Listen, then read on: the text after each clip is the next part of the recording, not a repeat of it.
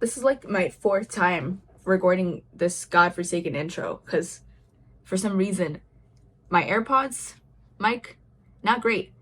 These though, these slap. But it's my fourth time recording this, and at this point, it's getting ridiculous. Anyways, I love to read, and even though I love reading, I have somehow forced myself into the misfortune of reading some books that I don't think humanity should have to see. And that's exactly what we're doing today. Now today we're actually going to be reading a book that has been very popular and very famous on TikTok. And this book is Things Have Gotten Worse Since We Last Spoke by Eric LaRocca. Now, Eric LaRocca is actually an author who's written quite a few books, which is great for him. Amazing feat. I don't know what else to say. He has won a Splatterpunk award, which is already quite scary for what we're getting ourselves into today. I'm gonna add a definition up on the screen, and hopefully that describes itself enough. Essentially, this book is a horror book, and we go into the relationship of two people, Zoe and Agnes, and how through a simple email conversation, they get themselves into a relationship that completely ruins their lives. I can't say anything else. That's literally what happens. Let's go ahead and take a look at some reviews before we actually get into reading, because this book has quite mixed thoughts all over the place. It's very mixed, and it seems like a lot of people are liking it and a lot of people are hating it. We have 5 out of 5 from Pasta Freak. Wow, my first LaRocca book and I'm already searching for more. I finished this in only an hour. It's a quick read. This is true, by the way. It's a very short book. The story seems quite tame and very quickly turns for the worst. This is also true. 1 out of 5 from Jolie. Cutting edge horror? No, it was mediocre horror. And then we get to a final review that I'll share with all of you before we get into reading. 5 out of 5. As a tapeworm, I'm very glad for the representation in this book. Let's get into reading, shall we? This is actually terrifying. This book is divided into 5 different parts, and we're going to take a look at each one and kind of break up what each part entails in the relationship of Zoe and Agnes, our 2 main protagonists today. So let's go ahead and get started with part 1. A sliced apple. Now, this book actually starts out with a little author's note. And the author's note is pretty interesting, and it got me kind of excited about what we're reading today. Essentially, it starts out with a little kind of a blurb about what happened to Agnes without really giving us too much detail, which I think is really nice. I think as an author, you shouldn't just be like, everything, like throwing everything at the reader right away. You want to be able to give them something that they can kind of grab onto so they can have like a little nibble, and then they'll fall into the further into the book that they get. So we get a little reading about Agnes. Regarding the untimely demise of Agnes Petrella at the age of 24, the author of this text has tenderly and judiciously compiled the following content with the hope of enlightening the public by publishing the contents of her correspondence with Zoe Cross in the several months prior to her death. So immediately, we are getting told that Agnes is dead. She's nothing. She's gone. And Zoe is somehow involved with this case. Start out with a correspondence between Zoe and Agnes, where Agnes is actually selling an apple peeler, and that's why the first part is called a sliced apple. And after a couple of emails between Zoe and Agnes then kind of starts telling Zoe about her trauma as a child, and about the fact that her mother didn't accept the fact that she was gay. And this is why her apple peeler from her grandmother gives her so many memories. And Zoe then, when she receives this very sad information from Agnes, decides to share her personal messenger so they can start talking. Another thing that's quite strange as well is the fact that Agnes was saying that the money would help her quite a bit, asking for around $250 for this antique apple peeler. And when Zoe sends her the money, Agnes then actually receives a total sum of $1,000 from Zoe, immediately creating that power imbalance in their relationship that we see become worse as we get further into the book. So remember this, there is already a power imbalance between these two characters. Another thing too is that Zoe also mentions the fact that she's gay. And because of that, they start to form this relationship, this bond. Part 1 ends with Agnes and Zoe kind of talking to each other and promising to continue their conversation, and they've already formed this very small bond, and we end off part 1.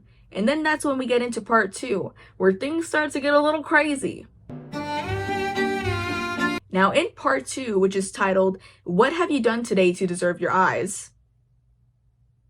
Kind of terrifying already. But in this part 2, I believe we're not really given much context about the fact if they've been corresponding between those last couple of messages. I would believe so, because the first message we're seeing from Agnes is an emailed subject called "Thinking of You." I know you're probably busy at work, but I wanted to send you a quick note and let you know that you've been on my mind all morning. Is that weird? I hope it's not weird. We already, we're seeing so many things, guys.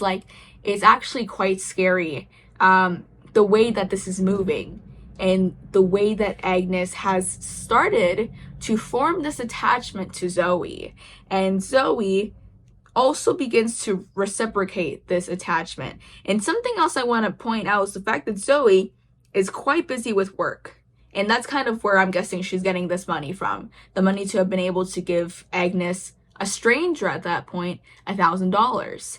And Zoe is always working, and she's always working late. So I think she's looking for an escape from her daily work life to make her feel better. And she's going to start finding that in Agnes, unfortunately. Zoe starts talking about her father, which then gives us the titular line of the part that we're currently in, part 2, where he used to say to her, "What have you done today to deserve your eyes?" And she says that it took her years to understand what he actually meant. Our eyesight, among other things, is a gift that we take for granted. And it's something that they kind of talk about.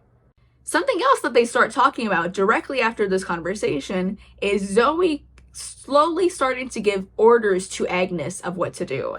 She tells Agnes to wear a red dress in order to make a statement. And she also tells Agnes to wear a tube of blood red lipstick and wear it with the new dress. And Agnes is like, "You're crazy. I'm not doing this." It's already pushing her out of her boundaries, which I don't know what she usually wears, but obviously it's something that's out of her comfort zone. This would be out of my comfort zone too. I would be like, "No. Look at how I'm dressed right now. Look at my room.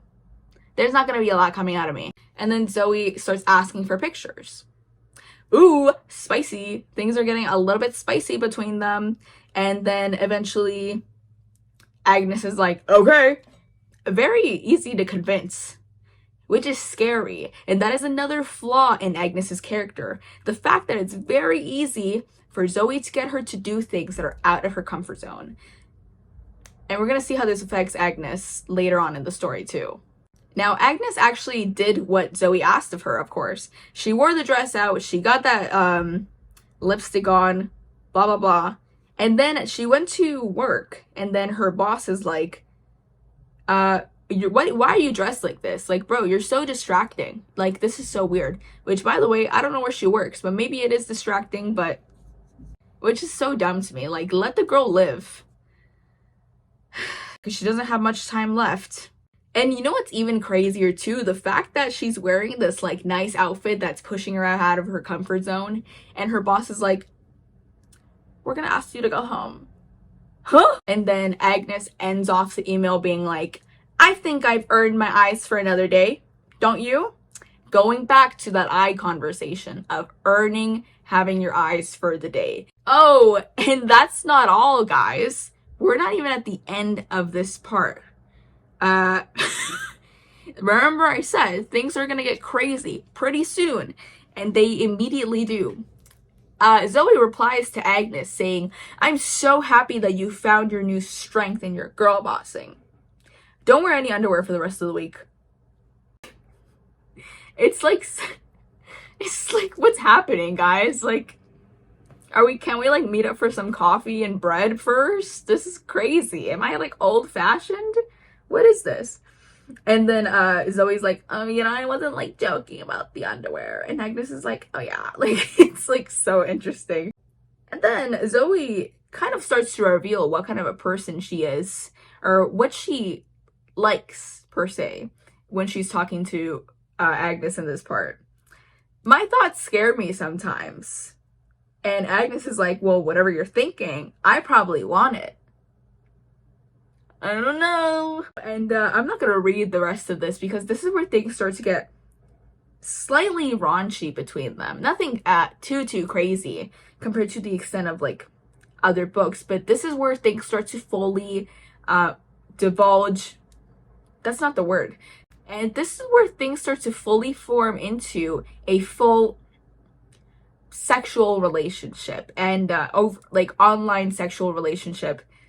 And I'm really not sure if we can call it romantic at this point. However, there is definitely some feelings forming between the two as they're talking, and they're also having a lot of philosophical conversations as well at this point.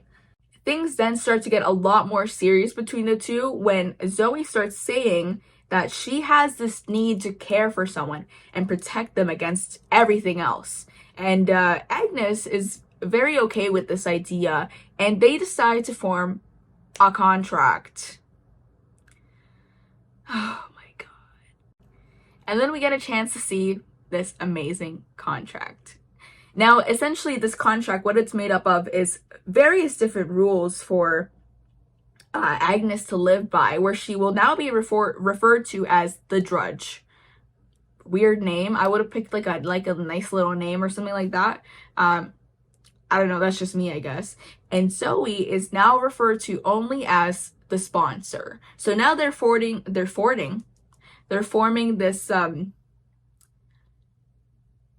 I don't know, I guess this power dynamic, this oh my gosh, what's this fetish called? I don't know. I'll find out eventually, and I'll put it up here somewhere. But there's a couple of different rules, basically just Agnes essentially completely devoting herself to Zoe and following all her orders, and also listening to any punishments that Zoe will inflict upon her. And then we end off part 2 with Agnes saying yes and agreeing to this contract, sealing her fate for what's to come in part 3. Now, part 3 is titled A Salamander from the Park. And I just felt my stomach kind of go, eh, because I know what's coming. And it's not fun. And it's not gonna be good to talk about. Oh my god. I just took like a quick 5-minute break of recording to go get some water, reread parts of this part to get a better memory refresh. You guys are not ready for what I'm about to say. Now, part 3 starts off with Zoe's first kind of crazy request for Agnes. And what Zoe asks Agnes to do is go into a bathroom stall at her job, take off her underwear, and leave it there for someone to find. You know, just a normal thing that your girlfriend would ask you to do. Thing is, though, Agnes does this, and then her coworker comes in literally right after her, and she's like, "What is that?" And then Agnes gets reported to her boss and fired.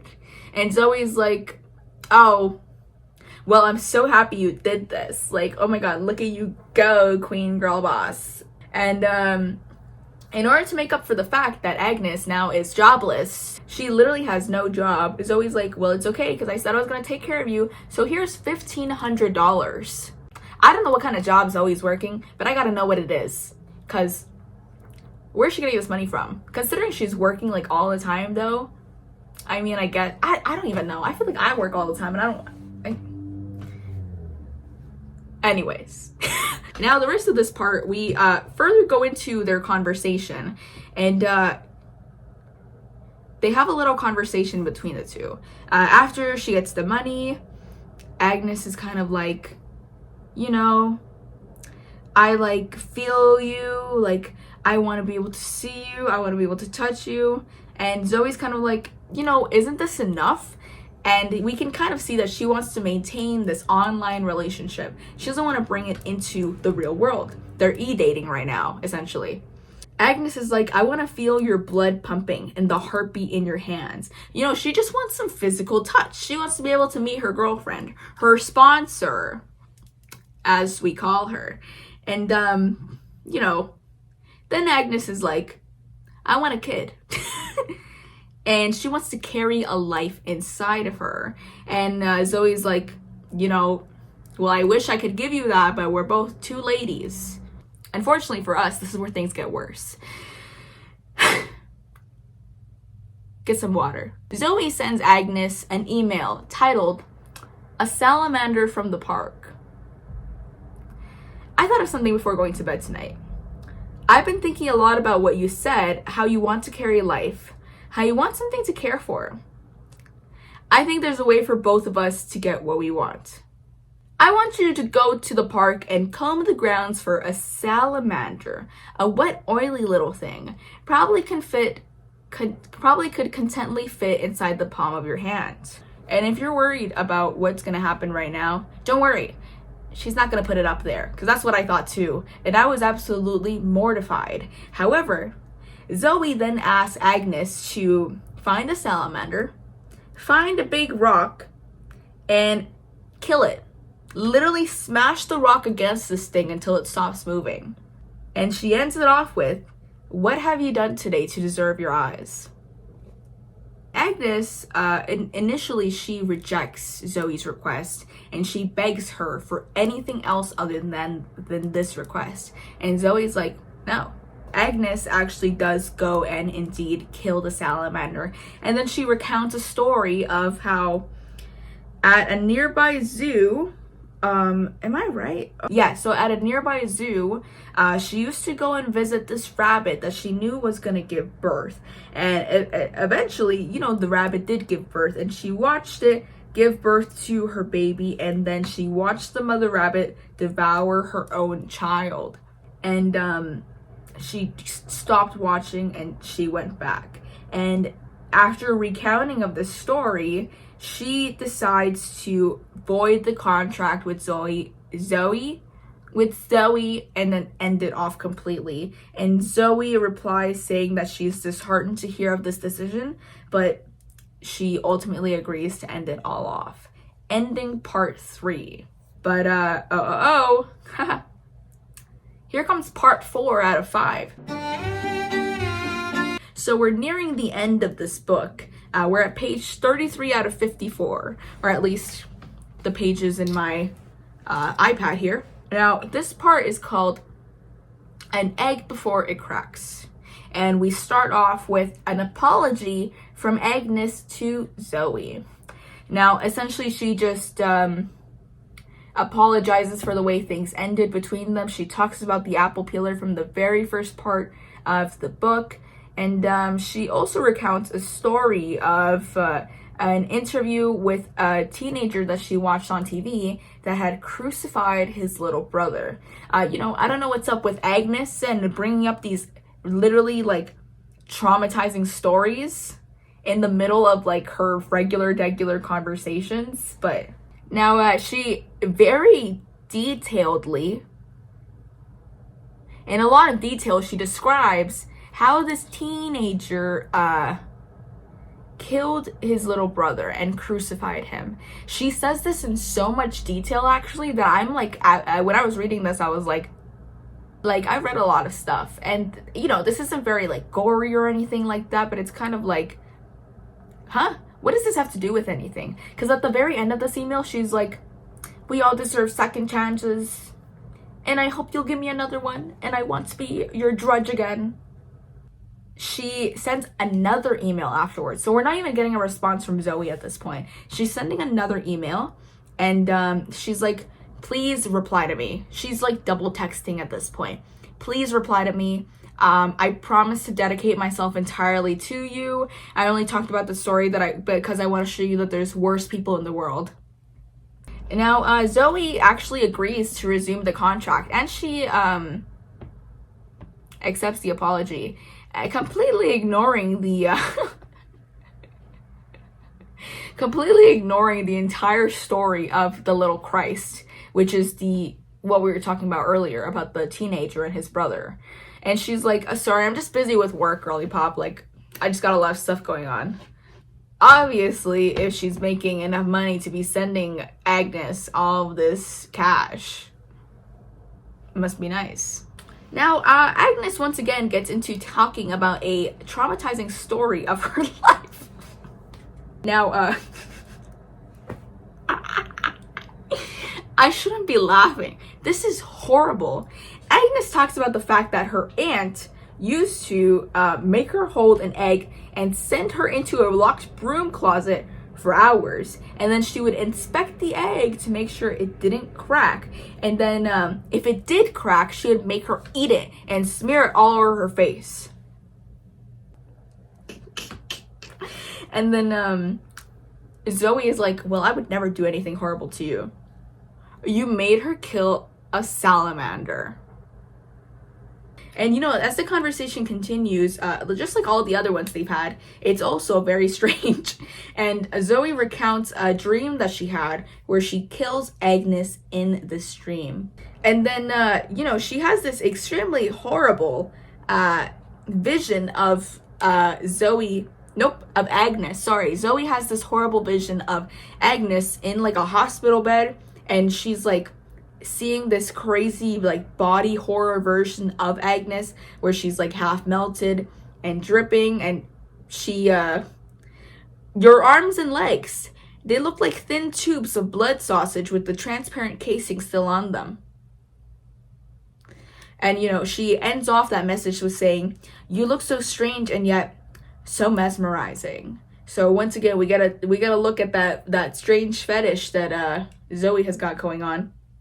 And what's so terrifying, like honestly, if I had this dream, I would be like, this is a vision from God. Something's wrong here. Because she then kills Agnes, and then the doctors are like, well, now it's your turn. And she's like, I'm not even sick. And she looks down, and her skin has been burned off, looking exactly like Agnes's skin. And then the problem with that is the fact that there's no one there to kill Zoe to put her out of her misery. And this entire story and this conversation that we're seeing is some crazy foreshadowing for what's to come in part 5. And I'm not gonna lie, I love this part. Even though it's absolutely revolting to see, and just the description is so horrid of what Zoe is experiencing in the stream, I'd love it. It's such great foreshadowing for what we're going to see in chapter 5, part 5. And then eventually they end off that chat with an I love you, and they end off until their next conversation. And this is where things start to go a little bit haywire for the both of them. Now, Agnes actually sends an email to Zoe saying that she wants to have a baby. Very similar to how we saw it before. She was talking about this, and she was saying that like she wanted to carry life inside of her. And then we hear that story about the rabbit, and now she's actually saying she wants to carry Zoe's child. And Zoe is like, I love you, but I don't think this is possible right now. And I also don't know if it'll ever be. Because remember, these are two women experiencing a very sexual, romantic relationship with a lot of sadomasochism involved in it as well. So there's a lot of problems and power dynamics that are just wrong in this relationship. Oh my god. If you've been listening to this video and you've been wondering, you know what, Diva, like it's a weird book, yeah, but things haven't gotten that bad yet. Things haven't gotten that worse. Oh my god. So Agnes and Zoe are having conversation again. And remember, both of them are not very, they don't have all their screws like screwed on tight. Some of them are a little loose. Zoe brings up this idea to Agnes where she starts describing what carrying a baby is like. Carrying a baby is similar to a parasite, as she says. It lives off a host body, like a parasite. A child is an infection. And Agnes is like, I don't know what you're getting at. And then Zoe says, you have to become infected. Become infected with a parasite and carry the creature as if it were your child. And Agnes is like, will it hurt? And, Zoe's like, change always hurts. And Zoe essentially is telling her to carry a tapeworm in her body. And Agnes, of course, wholeheartedly agrees to this. She goes into full detail about how the baby is gonna work. The tapeworm. Why am I calling it a baby? It's a tapeworm. How the tapeworm is gonna work. I don't even want to read any of this. I just reread like the whole part before I start saying anything about it because I thought it would be a good idea so I could get like a better look at it before I start explaining anything. I've just traumatized myself all over again. But essentially, what Agnes does, don't try this. Don't do this. Don't do any of what we're discussing in this book. She gets a raw piece of meat from her butcher, leaves it outside until it becomes rotten and infested with flies and maggots. And then she ate it. Now, Zoe replies to this asking if Agnes is okay, because at that point she hadn't been on instant messenger the night before and she's getting a little bit worried. And Agnes is like, it didn't work. Thank God it didn't work. But she's very upset over this. She's absolutely like so upset about the fact that this didn't work because this was their only chance at having a baby. Now, she couldn't stop vomiting. She went to the hospital and nothing, essentially. They, of course, made sure she was okay. And she goes into another traumatic story for us to listen to. This is crazy. Oh my God. Anyways, the priest, she's in a grocery store. She sees this priest. He like skirts out of there. He gets into his car and then she notices he's run over a cat. And she goes up to him and she's like, please stop. You've just run over this cat. And he's like, does it matter? And she ends off her email saying, the answer is no. The answer has always been no. Nothing has ever really mattered, is what she's trying to say. And then we get into part 5, gracious host. Now, a lot of this is shorter emails between the two, at least at the beginning of this. We're at page 43 out of 54, so we have 11 pages left before we get to the very end. So, we're excited. We're like, what's gonna happen? Does she get her parasite baby? We're gonna find out. Now, turns out it actually did work. Agnes wakes up saying, it may be finally happening for us. And she woke up feeling this crazy pain in her abdomen, and she finally realized she's carrying life inside of herself. And Zoe is like, oh my God, you could very well be hosting a parasite. Slay! Go to your physician and make sure it actually is. And then Agnes completely ignores the health aspects to this, and she says, are you happy, my love? Please tell me you are. Zoe's like, I'm happy if you are. And at this point, it kind of seems like Zoe doesn't really care. I don't know. I feel like she's kind of pulling away from this relationship very slowly. And Agnes says it's real. It is indeed real. She went to the doctor. She calls it a boy, which is absolutely horrifying. She does indeed have a tapeworm, and she calls it their child. And you can see how her mental state has really just deteriorated at this point completely. She has gone completely devoted to Zoe and this entire fantasy that she's created in her head as well. I hate people who drive with their motorcycles like to the max sound. You don't look cool. You look stupid. I'm trying to read my book. She ends off the email basically saying that she's super, like, I wish I could show how excited she is. Like, this is crazy. She's more excited than me when I get a new, like, piece of technology. This girl is, I don't want to use the word crazy, but she's crazy. And she ends off her email saying, "Thank you for making me a mother." Their next instant messaging conversation, and you can tell Zoe's very slowly pulling away, and Agnes is just completely far gone. There's no coming back from where she currently is. And she just talks about imagining the three of them together. The tapeworm, Agnes, and Zoe all cuddled up together like a big happy family. And Zoe's kind of just like, okay. And Agnes is like, "I sang in public. I don't care what people think about me. I'm the happiest I've been in years." Another thing that Agnes mentions is the fact that they prescribed her medication so that the tapeworm could pass. Of course. Just like you would. But she's not going to take them. And she doesn't want to take them because she doesn't want to kill their perfect little baby. And Zoe's like, "Well, I don't want you to get hurt. Like, that's not what I want." And then Agnes is like, "I'm gonna keep it forever." Sometimes I imagine the three of us lying in bed together, your arms wrapped around me, our beloved little worm curled like a cold, wet rope on my stomach. And you can tell Zoe is getting a little bit disturbed at this point. She's saying that she hasn't been really dreaming or getting much sleep, I'm deducing from this. And Agnes is like, well, can't you stay? Let's talk more. And she's like, "No, like let's go to sleep." And Agnes, this is something pretty important that I noticed in the email as well. Agnes says, "I love you too. The both of us do." And then Zoe actually does not say explicitly, "I love you."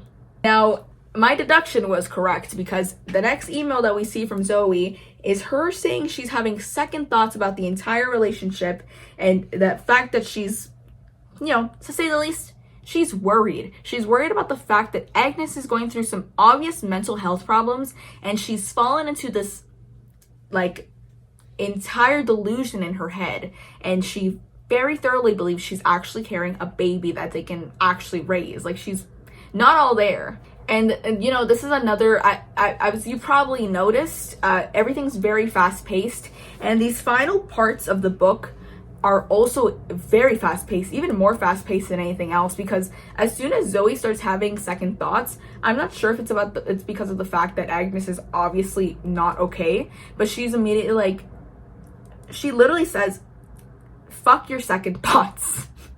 Fuck your honesty.